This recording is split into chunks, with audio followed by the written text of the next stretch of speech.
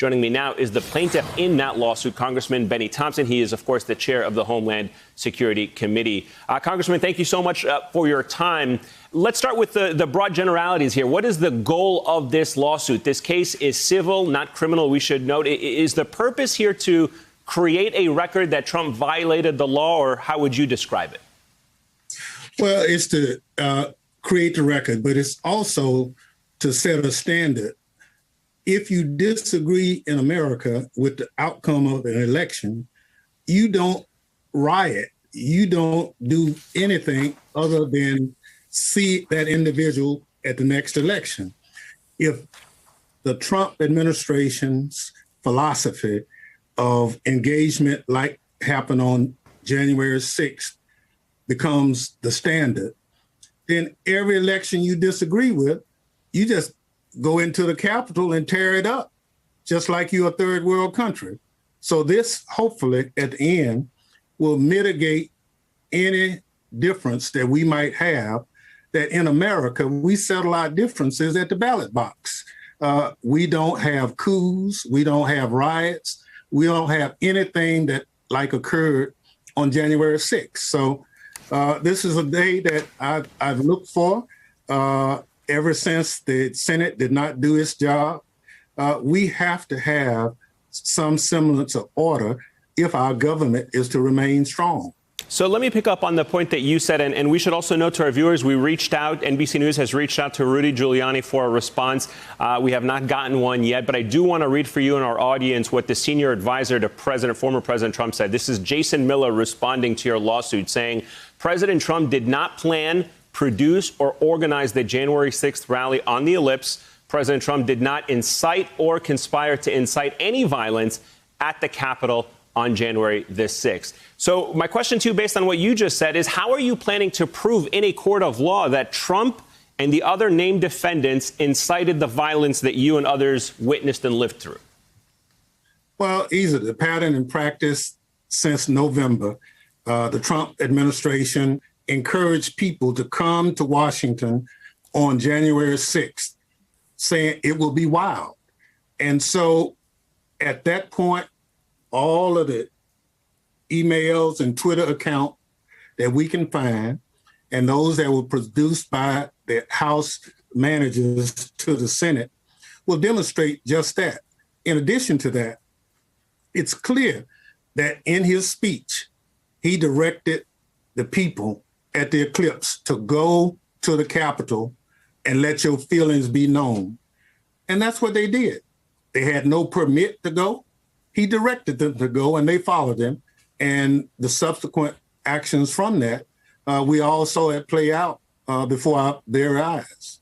Do you anticipate getting to, at least the discovery part of this trial to be able to depose the former president? Is that something you're seeking to be able to gather any evidence to substantiate the lawsuit? Well, I'll let the lawyers design how they want to do it.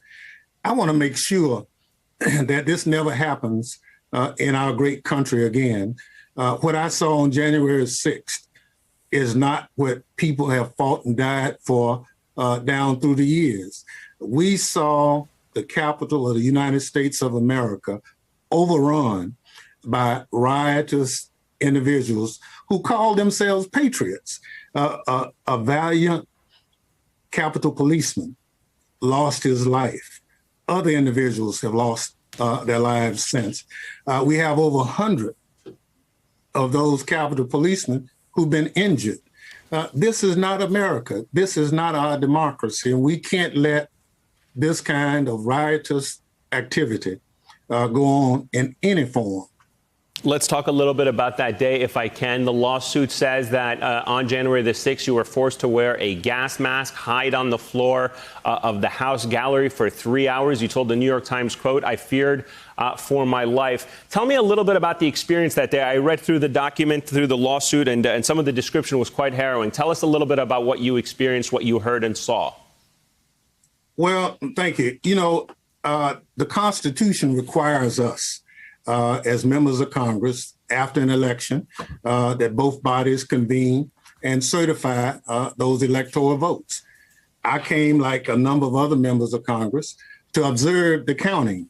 And in the midst of the counting, the vice president, the speaker, other leadership in both bodies were whisked out of the gallery and left those members who don't have security details, those members who are there just to do their job. And we were there for quite a while, not knowing what was going on. We could hear the rumblings on the outside.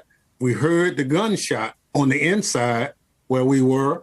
Those kinds of things troubled me. Family members called me, checking on me.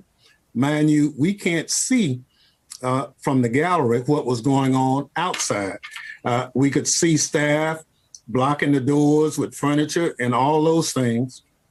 And ultimately, we were directed around the entire gallery, but unable to get out because people had gotten to the third floor of the gallery and about to enter the gallery. So it was quite a harrowing experience. And again, these individuals were trying to stop Congress from doing its constitutional duties as members of Congress. So clearly, it played out in front of millions of people all over the world, not just in the United States.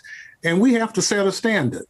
This is not the standard that the number one democracy in the world should stand by. Did you get a sense while you were living through that experience they were looking specifically for Speaker Pelosi? Did you hear anything that made you feel they were targeting her?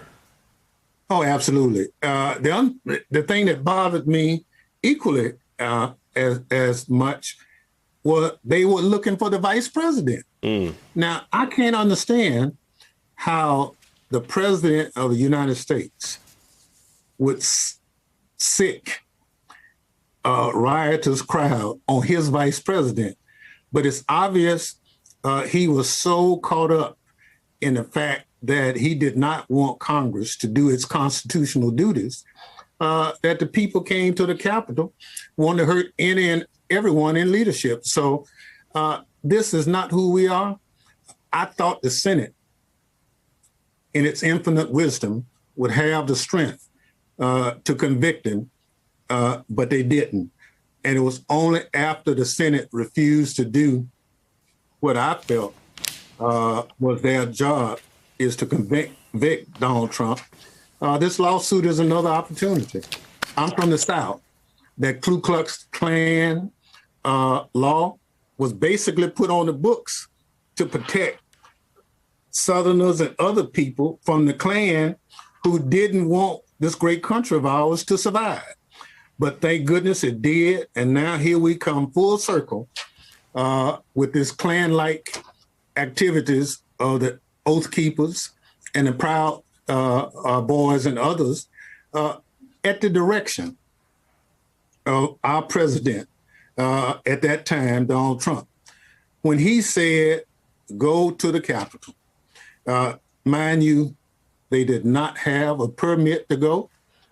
And he saw them leave and gave the impression that he was coming with them. But obviously, he would not do that because he has people to do his bidding for him. So the lawsuit will go before the court and we'll have our day in court. Hey, thanks for watching our YouTube channel. You should know that you can follow today's top stories and breaking news and catch up on your favorite MSNBC shows all in one place. Download the NBC News app today.